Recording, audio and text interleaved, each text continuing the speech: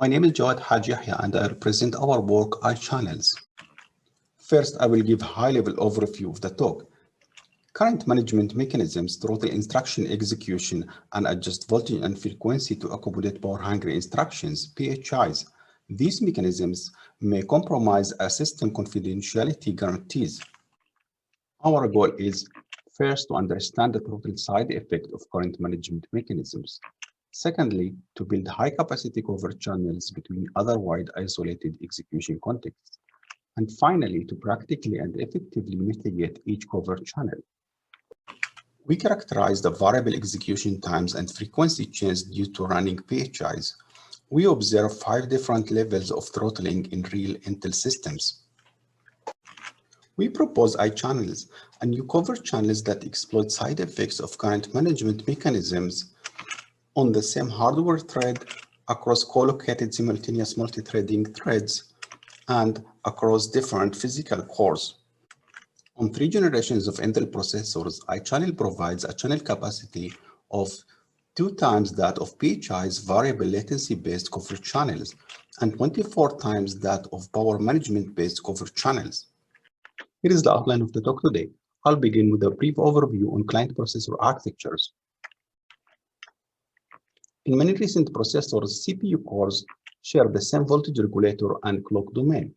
A central power management unit controls the voltage regulator using off-chip serial voltage identification interface, and the clock phase locked loop using an on-chip interface. Each CPU core has a power gate for the entire core, and each SI in the unit has a separate power gate.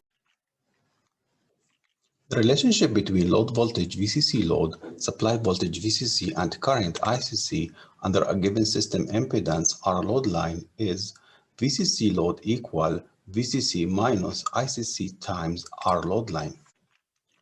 As also shown in the following figure, the power management unit adds voltage guard pin to VCC to a level that keeps VCC load within limits. Above the minimum functional voltage VCC mean under the most intensive load power virus with a current of ICC virus, and below the maximal operational voltage VCC max under the lightest load leakage with a current I leakage. For loads with current lower than ICC virus, the voltage drop is smaller than when running a power virus, results in higher load voltage than necessary, leading to a power loss that increases quadratically with the voltage level. I will now discuss the motivation and goal of our work. Prior works have multiple limitations. NetSpectre exploits the variable execution times of PHIs to create a covert channel. NetSpectre has 3 limitations. First, it is established only between 2 execution contexts on the same hardware thread. Secondly, it uses only a single level throttling side effect. And finally, it does not identify the true source of throttling. NetSpectre hypothesized that the throttling is due to power gating of the PHI execution units. TurboCC exploits the core frequency throttling when executing PHIs to create cross-core covert channel. TurboCC has 2 limitations. First, it focuses only on the slow side effect of frequency throttling that happens when executing PHIs at only turbo frequencies. And secondly, it does not uncover the real reason beyond the vulnerability. TurboCC hypothesized that the frequency throttling is due to thermal management. Recent works propose limited covert channels and use inaccurate observations. Our goal in this work is to experimentally understand the throttling side effects of current management mechanisms in modern processors to gain several deep insights into how these mechanisms can be abused by attackers. Secondly, to build high-capacity covert channels, IChannels between otherwise isolated execution contexts located on the same hardware thread, across SMT threads, across different physical cores. And finally, practically and effectively mitigate covert channels caused by current management mechanisms. Now I'll present the throttling characterization. We experimentally studied three modern Intel processors, Haswell, Coffee Lake, and Cannon Lake. We measure voltage and current using data acquisition card in IDAC. Here is a picture of our system. We study the impact of power-hungry instructions on CPU core supply voltage VCC. We track the VCC change during an experiment on a two-core Coffee Lake system executing code that includes AVX2 phases. VCC increases once a CPU core begins executing AVX2 instructions. The more cores executing AVX2 instructions, the higher the VCC. Voltage emergency avoidance mechanism prevents the core voltage from dropping below the minimum operational voltage limit when executing power-hungry instructions. We use the following systems: a single-core Coffee Lake desktop CPU operating at turbo frequencies of 4.9 and 4.8 GHz, a two-core Cannon Lake mobile CPU operating at turbo frequencies of 3.1 and 2.2 GHz. We execute a non-AVX and AVX2 workloads while measuring current and voltage. The bars with the green borders are projected. Here are the VCC max and ICC max limits of each system. For both desktop frequencies, ICC is below the ICC max limit. VCC will exceed VCC max limit when executing AVX code at frequency of 4.9 GHz. For both mobile frequencies, VCC is below the VCC max limit. ICC will exceed the ICC max limit when executing AVX2 code at frequency of 3.1 GHz. Contradictory to the state-of-the-art works hypothesis, the core frequency reduction that directly follows the execution of PHIs at the turbo frequency is not due to thermal management. It's due to the maximum instantaneous current limit ICC max and maximum voltage limit VCC max protection mechanisms. We study the time it takes to open the AVX power gate of Cannon Lake by comparing it to Haswell system, which does not have an AVX power gate. When running AVX2 instruction in a loop consisting of 300 AVX instructions that use registers, the first iteration of the loop running on Coffee Lake is more than 8 nanoseconds longer than the other two iterations. For the Haswell processor, all iterations have nearly the same latency. The following graph shows the AVX throttling with zoom into the power gating into the right side. AVX power gating features has approximately 8 to 15 nanoseconds of wake-up latency. About 1% of the total throttling time when executing PHIs, which is greater than 10 microseconds. Contradictory to the state-of-the-art works hypothesis, power gating AVX execution unit accounts for only about 0.1% of the total throttling time observed when executing PHIs. The majority of the throttling time is due to voltage transitions. We execute one of 7 instruction types in a loop, followed by 5 12-bit heavy loop. Heavy instructions are instructions that require a floating point unit or any multiplication. The throttling period of the 5 12-bit heavy loop increases when the computational intensity of the instructions executed in the preceding loop decreases. The lower the instruction's computational intensity in the preceding loop, the lower the applied voltage guard band to this instruction.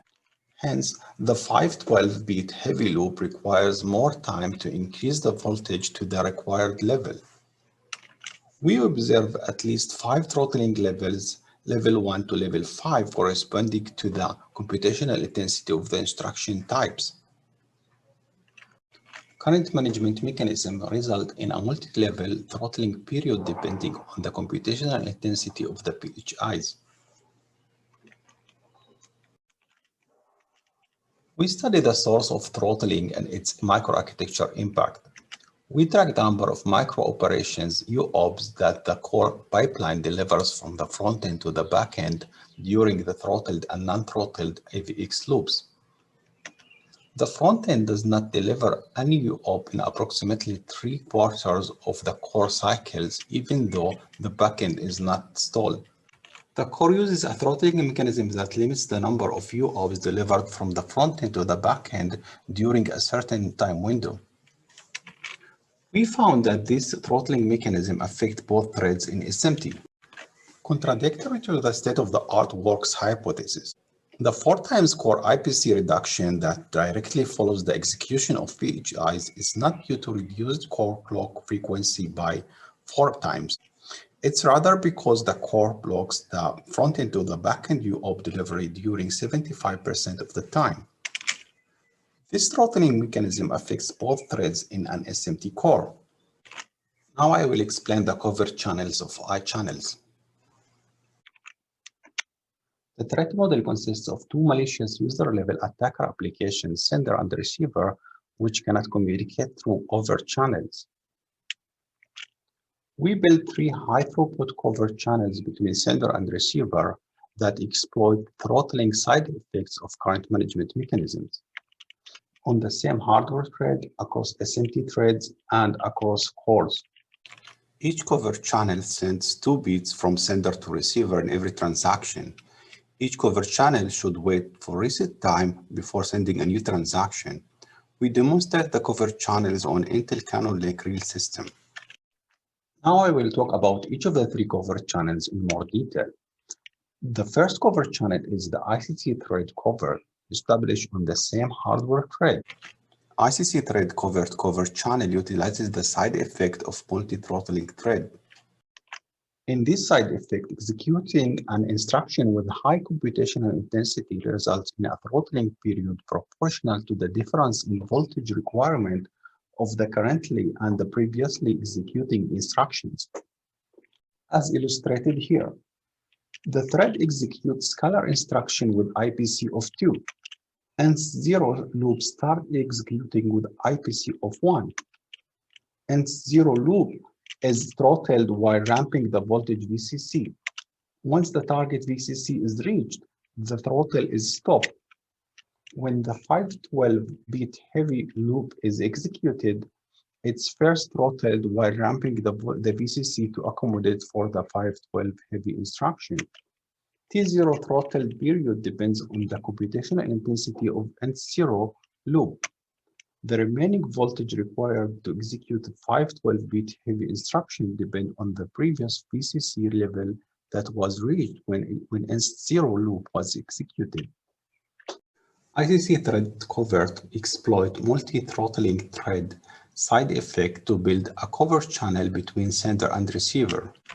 The sender executes a PHI loop with a computational intensity level depending on the value of the 2 secret bit it wants to send. The receiver can infer the 2 bits sent by the sender based on the measured throttling period of the 512-bit heavy loop. The higher the power required by the PHI loop executed by the sender, the shorter the throttling period experienced by the receiver will be. The second covert channel is ICC SMT covert, established across co-located SMT threads.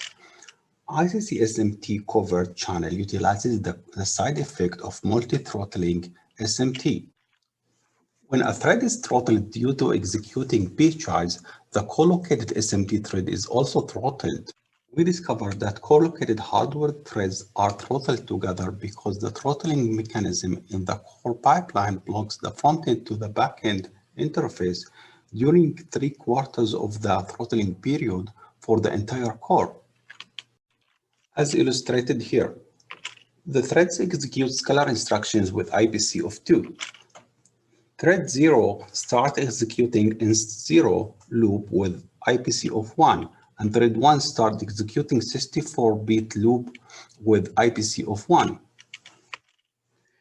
Thread 0 and thread 1 loops are throttled while ramping the voltage VCC.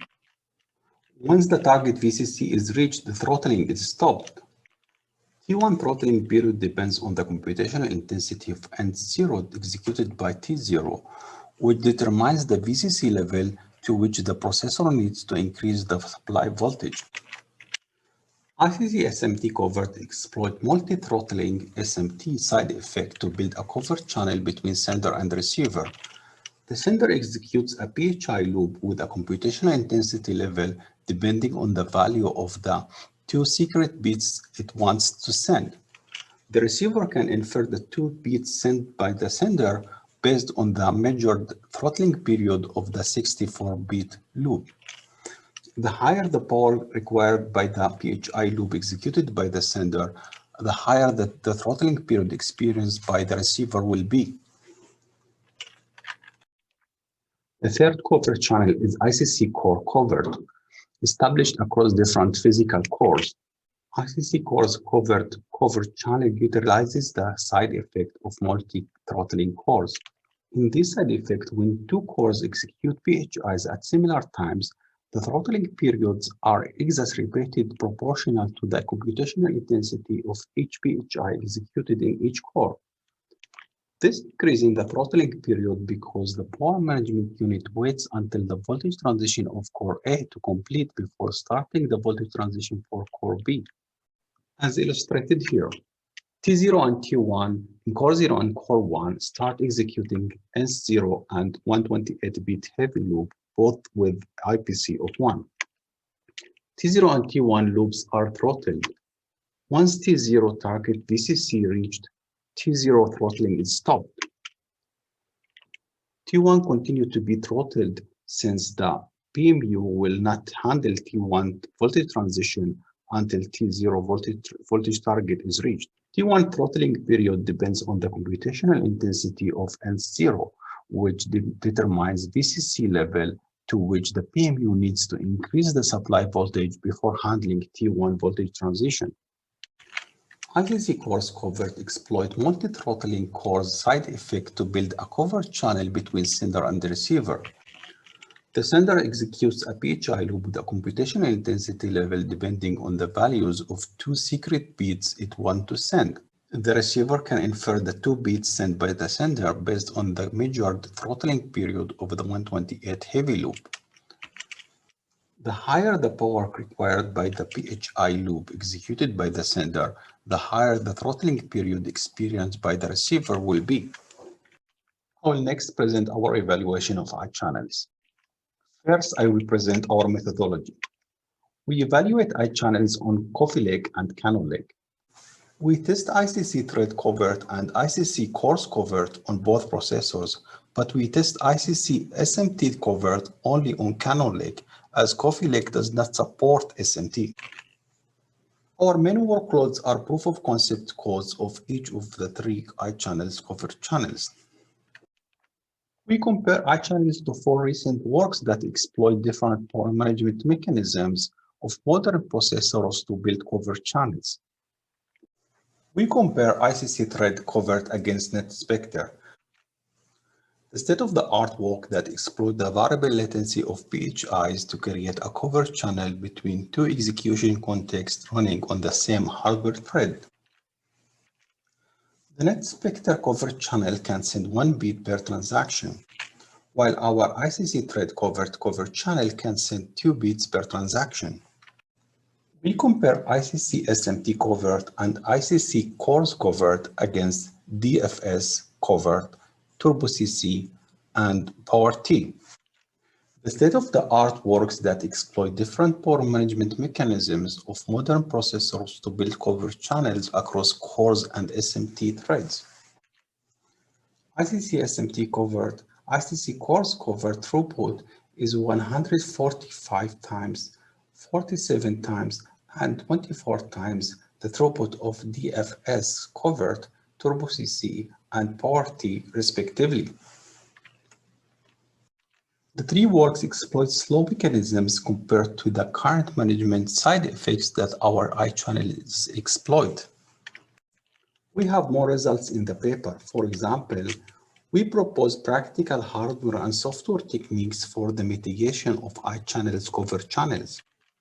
Fast per core voltage regulators, improve core throttling, and new secure mode of operation. This table shows the effectiveness and the overhead of each of the proposed mitigation techniques. Let me quickly conclude my talk. Current management mechanisms throttle instruction execution and adjust voltage and frequency to accommodate power-hungry instructions. These mechanisms may compromise system confidentiality guarantees. Our goal is to first understand the throttle side effect of current management mechanisms. Secondly, build a high-capacity covert channels between otherwise isolated execution contexts. And finally, practically and effectively mitigate each covert channel. We characterize the variable execution times and frequency change due to running PHIs. We observe 5 different levels of throttling in real Intel systems. We propose IChannels, a new covert channels that exploit side effects of current management mechanisms on the same hardware thread, across co-located SMT threads, and across different physical cores.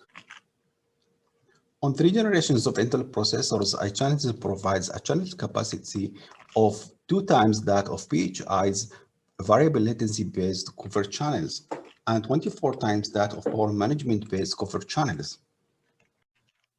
Thanks for your attention. For more details, I invite you to read our ISCA 2021 paper.